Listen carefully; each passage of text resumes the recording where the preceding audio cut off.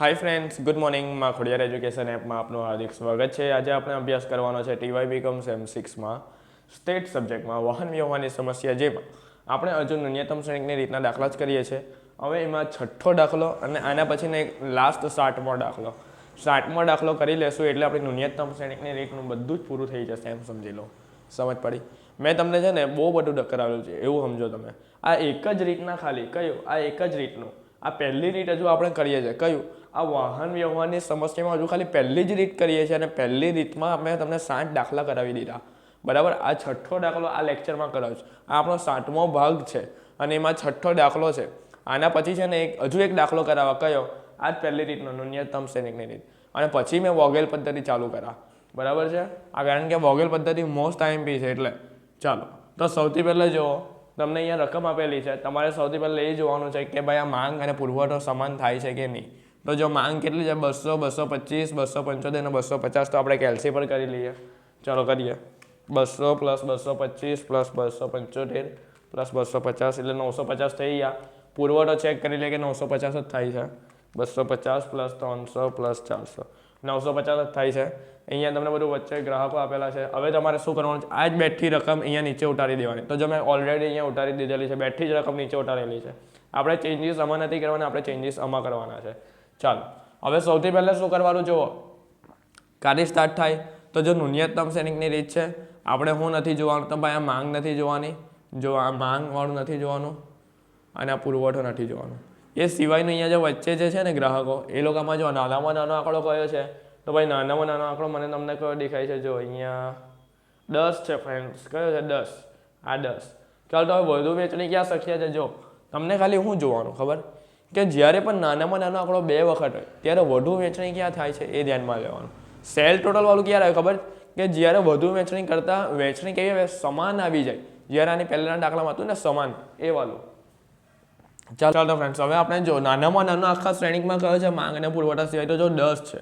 હવે 10માં કેવું છે? જો જ્યારે પણ 2 નાના આંકડા 2 વખત આવે ત્યારે આપણે શું જોવાનું? વધુ વેચણી ક્યાં શક્ય છે?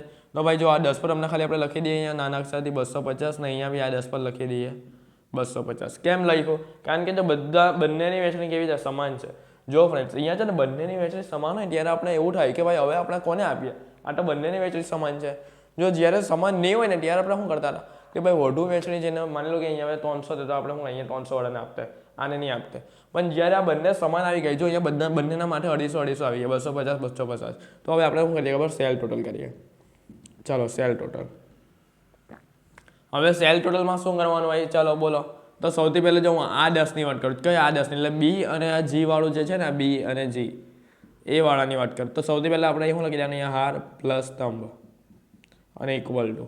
ચલો જો આ બી અને જી હાર કયા નંબરની છે? તો જો બીજા નંબરની હારમાં છે. પ્લસ સ્તંભ કયા નંબરના છે? જો આ સ્તંભ, તો 1, 2, 3 ચોથા નંબરના સ્તંભમાં, તો અહીંયા 4. તો અહીંયા કેટલા આવી ગયા? 6.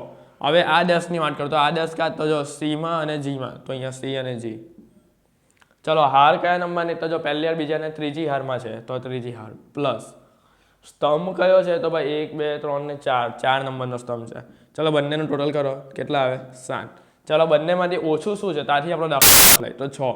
એટલે શું ખબર? આ બીજી વાળું એટલે શું? અહીંયાથી આપણે આ 10થી આપણો દાખલો ચાલે, એટલે અહીંયા આ જે છે ને 250 એ આપણે છેકી દેવાના. ચાલો તો આપણે આનાથી ચાલુ કરશું દાખલો, આનાથી. ચાલો તો આ 10ને છેકીને તમે અહીંયા કેટલા લખી દો? 250. સમજ પડી? હવે આ 250ને છેકીને કેટલા લખી દો? 0. અને આ 300ને છેકીને કેટલા લખી દો? હવે 50, કારણ કે હવે 50 જ બચશે. બરાબર? હવે જો અહીંયા 0 આવ્યું એટલે ઊભી રેખા પાડી દો. થઈ ગયું ફ્રેન્ડ્સ? કેટલું ઇઝી છે. ચાલો હવે જો નાનામાં નાનો આંકડો કયો છે? તો ભાઈ નાનામાં નાનો આંકડો હવે 11 છે. ચાલો 11ની માંગ કેટલી છે? 200. આપણી પાસે પુરવઠો કેટલો છે? વધારે છે. તો ચાલો અહીંયા 200 આપી દઈએ. તો અહીંયા 200 છેકીને 0 અને 250ને છેકીને હવે કેટલા બાકી રહે? 50 બાકી રહે. ચાલો તો અહીંયા 0 આવ્યો, તારે ઊભી રેખા દો દો. થઈ ગયો. ચાલો હવે જો નાનામાં નાનો આંકડો તો જો 13 2 વખત છે. ચાલો આપણે જોઈએ. 13ની માંગ કેટલી છે? 225. પણ આપણી પાસે જો ખાલી 50 જ વસ્તુ છે, તો આપણે શું કરું? કંઈ નહીં ભાઈ, 50 તો લઈ જા. 13ને છેકીને 50, આ 50ને છેકીને 0 અને અહીંયા 225 છે, તો કેલ્સી લઈ લઈએ. 225 માઇનસ કેટલા કરવાના? 50, એટલે અહીંયા આવશે 175. જો અહીંયા 0 આવ્યું એટલે અહીંયા આડી દેખા દો. થઈ ગયો. હવે જો નાનામાં નાનો આંકડો કયો છે? તો ભાઈ નાનામાં નાનો આંકડો 13 છે. ચાલો 13ની માંગ કેટલી છે 275, તો 13ને છેકીને 275 લખો. 275ને છેકીને શૂન્ય, ના 400ને છેકીને કેટલા લખાય? તો ભાઈ 400 માઇનસ 275 125. ચલો અહીંયા શૂન્ય આવેલું છે તો ચાલો ઊભી રેખા દોરી દો. દોરાઈ ગઈ. હવે જે બાકી છે જો અહીંયા એક સ્તંભમાં આટલું જ બાકી રહ્યું તો કંઈ નહીં, હવે એને આપી દઈએ આપણે જેટલું બાકી છે એટલું બધું. ચલો 18 છે, 18ની માંગ 175, પણ આપણી પાસે ખાલી 50 વસ્તુ જ છે તો કંઈ નહીં, 18ને આપણે 50 આપી દઈએ અને 50ને છેકીને શૂન્ય લખી દઈએ અને 175માંથી આપણે 50 માઇનસ કરીએ 125. તો જો ફ્રેન્ડ્સ અહીંયા સરભર થઈ ગયો. આ 24 બચ્યું છે. જો 24માં જો અહીંયા માંગ પણ 125 છે અને પુરવઠો પણ 125 છે.